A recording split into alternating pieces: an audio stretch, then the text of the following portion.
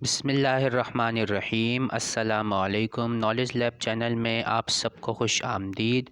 Class 9th mathematics new book chapter number 2 लोगैरिथम्स, और आज हमें करनी है रिव्यू एक्सरसाइज। तो चलिए वीडियो का आगाज़ करते हैं। Read the following sentences carefully and encircle T in case of true and false in case of false statement.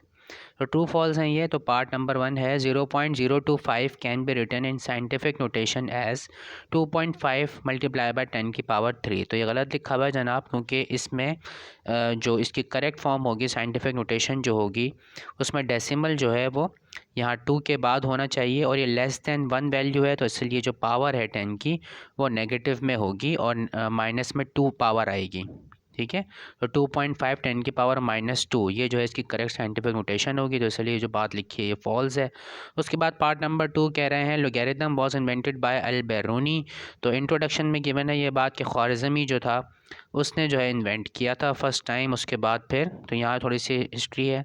लोगैरिथम्स were introduced by the great Muslim mathematician Abu Muhammad Musa al Khwarizmi. Later होना चाहिए था, ये letter तो नहीं। ठीक है, तो later on LATER वाला। ठीक है, तो later on in the 17th century and John Napier develop the concept of logarithm further and prepare tables for it. तो सबसे पहले तो मुसलमान साइंसदान जो था मूसा अबू मोहम्मद मूसा अल ख्वारिज़मी उसने दिया कॉन्सेप्ट इसका, और उसके बाद फिर जॉन नेपियर ने जो है वो टेबल प्रिपेयर किया, और उसने जो है नेचुरल लोगैरिथम वाला जो है बनाया था यहाँ पर जॉन नेपियर की अगर बात करें। तो बाद में जो है 1631 में प्रोफेसर हेनरी ब्रिग्स ने जो है वो कॉमन लोगैरिथम जो हमने चैप्टर में जो है वो स्टडी किया था लॉग, जिसमें जो बेस जो होता है वो 10 होता है, और नेचुरल लॉग में जो है वो बेस होता है ई, जो कि एक इर्रेशनल नंबर है। तो ये जो है फॉल्स था हमारे पास, उनके बाद अल-बिरूनी यहाँ पे लिखा हुआ है तो ये फॉल्स है। उसके बाद पार्ट नंबर 3 देखते हैं। Integral part in the logarithm of a number is called its characteristic. ये ट्रू है जनाब। इंटीजर पार्ट होता है लोगैरिथम का, कैरेक्टरिस्टिक जो है वो हमेशा इंटीजर होता है, जबकि मेंटिसा जो है वो फ्रैक्शनल पार्ट होता है। और ये पार्ट नंबर 4 है हमारा। Mantissa in the logarithm of a number is always negative. तो ये ऑपोजिट लिखा हुआ है इन्होंने, ऑलवेज पॉजिटिव होता है, इन्होंने यहाँ नेगेटिव लिखा है, तो ये फॉल्स स्टेटमेंट है। उसके बाद देखें part number 5, log of x to the base a is equal to y, और इसकी एक्सपोनेंशियल फॉर्म इन्होंने लिख के दी हुई है हमें a की power y equals to x। तो ये बिल्कुल सही है, तो ट्रू है ये। ठीक है, तो बेस जो है वो इक्वल के दूसरी तरफ जाकर जो भी चीज़ उसमें लिखी है वो पावर में आ जाती है, और फिर हम इक्वल के बाद लिख देते हैं जो चीज़ यहाँ पे लॉग के साथ मौजूद थी। ठीक है, तो a की power y is equal to a की power y equals to x, ये बिल्कुल जो है वो ट्रू है, करेक्ट है। उसके बाद आगे देखते हैं, फिल इन द ब्लैंक्स है हमारे पास। पार्ट नंबर 1 है लोगैरिथम्स हैविंग बेस 10 इज़ कॉल्ड। तो कॉमन लोगैरिथम जो है इसका करेक्ट आंसर है। कॉमन लोगैरिथम जो होते हैं उनमें जो बेस होता है वो 10 होता है, जबकि नेचुरल लॉग जो होते हैं जिन्हें LN से रिप्रेजेंट करते हैं उनमें जो बेस होता है वो स्मॉल ई होता है। ये बात इंट्रोडक्शन में हम पढ़ चुके हैं। अब पार्ट नंबर 2 है log of 1 equals to dash. तो लॉग ऑफ 1 जो है वो क्या होता है, 0 होता है। वैसे तो कोई भी बेस अगर हो, वैसे यहाँ पे जो है वो बेस 10 है, कॉमन लोगैरिथम है ये, क्योंकि तो यहाँ पे बेस 10 है, लेकिन कोई भी बेस हो और 1 का आप लॉग ले रहे हैं तो रिज़ल्ट आएगा 0। पार्ट नंबर 3 है fractional part of logarithm is called. तो फ्रैक्शनल पार्ट जो होता है लोगैरिथम का वो मेंटिसा होता है, और ये हमेशा पॉजिटिव होता है। उसके बाद पार्ट नंबर 4 है log of 512 equals to dash. तो सबसे पहले तो मैं इसकी कैरेक्टरिस्टिक बता दूं आपको। साइंटिफिक नोटेशन में अगर हम इसे कन्वर्ट कर दें, साइंटिफिक नोटेशन में कन्वर्ट करने का मतलब ये होता है कि डेसिमल जो है वो 1 नॉन ज़ीरो नंबर के बाद होना चाहिए। ठीक है, अब यहाँ पे देखें कोई भी आप कहीं पे भी आपको डेसिमल लगा हुआ नज़र नहीं आ रहा। अगर इस तरह का नंबर है जिसमें आपको कोई डेसिमल लगा हुआ नहीं नज़र आ रहा, तो इसका मतलब डेसिमल एक्सट्रीम बिल्कुल राइट साइड पर आखिर में मौजूद है यहाँ पर। ठीक है, यानी कि 2 के बाद डेसिमल मौजूद है। अब उस डेसिमल को हमें मूव कराना है, यहाँ से जंप करवा कर लेकर आना है यहाँ 5 के बाद, 1 नॉन ज़ीरो नंबर के बाद जो है यहाँ पर होना चाहिए डेसिमल। तो 5.12 जब आप लिखेंगे इसको तो 10 की पावर आपको लगाना पड़ेगी 2। ठीक है, अगर ग्रेटर देन 1 वैल्यू होती है तो पावर पॉजिटिव आती है, और लेस देन 1 वैल्यू होती है तो पावर नेगेटिव आती है। तो 512 ये ग्रेटर देन 1 वैल्यू है, तो इसलिए यहाँ पे पावर जो है वो पॉजिटिव आएगी, और 2 डिजिट्स हमने जंप कराए हैं तो पावर आएगी 2। ठीक है, तो कैरेक्टरिस्टिक इसलिए मैंने यहाँ पर लिखा है 2। अब उसके बाद ये लिखा हुआ है जनाब यहाँ पर फ्रैक्शनल पार्ट जो कि मैंटीसा है, और ये मैंटीसा जो है हमेशा पॉजिटिव होता है। कैरेक्टरिस्टिक पॉजिटिव भी हो सकता है और नेगेटिव भी हो सकता है, ठीक है। अब इसके लिए हमें यूज़ करना पड़ेगा टेबल। तो यहाँ पर हमारे पास देखें वैल्यू है 5, 1 और 2। तो 51th रो हमें ढूंढना पड़ेगी टेबल में और सेकेंड कॉलम। तो 51 रो सेकेंड कॉलम, तो रिजल्ट आ रहा है 7093। तो 7093 जो है इसका हमारे पास डेसिमल के बाद वाला जो मैंटीसा है, तो 7093 2.7093 इसका है रिज़ल्ट। अब उसके बाद पार्ट नंबर 5 है log of m to the base a multiplied by log of n to the base m। तो यहाँ पे अप्लाई होगा चेंज ऑफ बेस वाला फार्मूला। लोगैरिथम का जो लॉ है, 4 लॉज हैं उसके, तो यहाँ पे जो है चेंज ऑफ बेस वाला जो लॉ है वो अप्लाई होना है। तो आपने करना ये होता है कि आप लॉग लिखें। लॉग लिखने के बाद आप इन दोनों में से कोई एक बेस हमें लेना होता है, और वो बेस हमें इस तरह से सेलेक्ट करना होता है कि जो वैल्यू उसके साथ हम लिखेंगे यहाँ पर, ठीक है, वो सेम ना हो, ठीक है। कहीं कहीं वो सेम आ भी जाती है, जैसे यहीं पर ये फिर ब्लैंक्स में ही, मतलब जो हम कर रहे हैं एक्सरसाइज, इसी में एक केस आएगा भी आगे, तो मैं बता दूंगा आपको। लेकिन अगर इस तरह का केस हो कि एक जो है वो डिफरेंट बन रहा हो, देखो जैसे कि अगर मैं log ऑफ m लिखता, m बेस के साथ लिखता अगर लोगैरिथम को, तो आपको वैल्यू ये वाली लेना पड़ती m, तो इसका रिज़ल्ट आता, यानी कि दोनों चीज़ें सेम हो गई। तो आपने सेम नहीं रखनी, आपने डिफरेंट रखनी है इनको, ठीक है। यानी कि हम लिखेंगे log of n to the base a, तो इसलिए मैंने यहाँ पे लिखा है log of n to the base a, ठीक है। यानी कि इन दोनों में से कोई एक बेस हमें सेलेक्ट करना होता है, तो मैंने सेलेक्ट किया है a, और उसके बाद यहाँ से अब जो अगर आपने बेस ये वाला ले लिया है तो वैल्यू आपने फिर ये वाली लिखनी है log के साथ, और अगर आपने बेस ये वाला लिया है m, तो आपको ये वाली जो वैल्यू है दूसरे log के साथ जो वैल्यू है वो आपने यहाँ पे लिखनी होती है, ठीक है। तो सेम और डिफरेंट वाला जो केस है उसमें आपने डिफरेंट वाले को चूज़ करना है। लेकिन अगर दोनों तरफ ही सेम बन रहा है किसी भी तरह से, मतलब करने पर दोनों तरह से सेम बन रहा है, तो आपने फिर तो आप कुछ भी लिख दो, और लेकिन उसका रिज़ल्ट फाइनल क्या आएगा, 1 आएगा। अब उसके बाद देखो इसी तरह का जो मैंने लास्ट बात बताया आपको कि सेम आ रहा हो और 1 आएगा रिज़ल्ट, तो इस तरह की एक यहाँ पे मौजूद है रिव्यू एक्सरसाइज में, सवाल आगे आएगा तो मैं वहाँ पे आपको क्लियर कर दूंगा।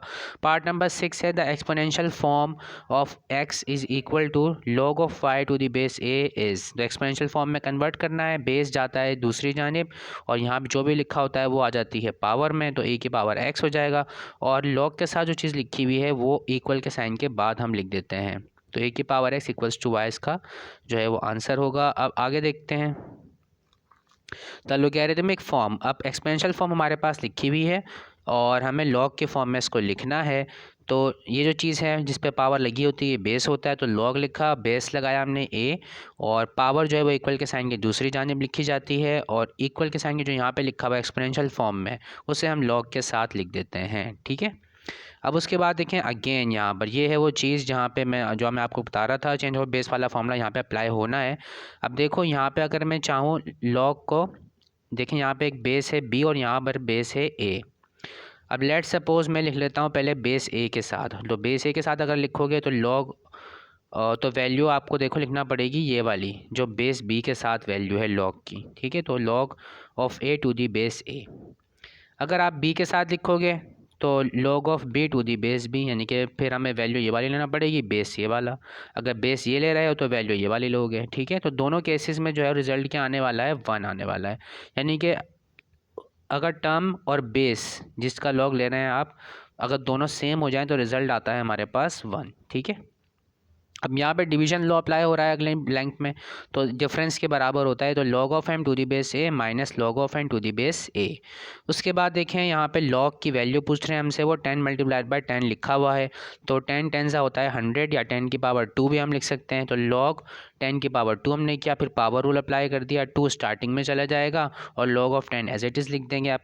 अब क्योंकि यहाँ पे कॉमन लोगैरिथम है और बेस इसका 10 होता है, और वैल्यू जिसका हमें log फाइंड करना है वो भी 10 ही है, तो इस केस में रिज़ल्ट आता है 1, ठीक है। जैसे कि यहाँ पे मैंने बताया आपको, बेस और जो वैल्यू जिसका log निकाल रहे हो वो सेम है अगर, तो तब रिज़ल्ट आता है 1, तो इसलिए यहाँ पे 1 आ जाएगा, तो 2 1 ज़ा 2, फाइनल रिज़ल्ट हमारे पास 2 आएगा, ठीक है। यहाँ पे मैंने पूरा सॉल्व करके बताया, आंसर जो है इसका 2 है।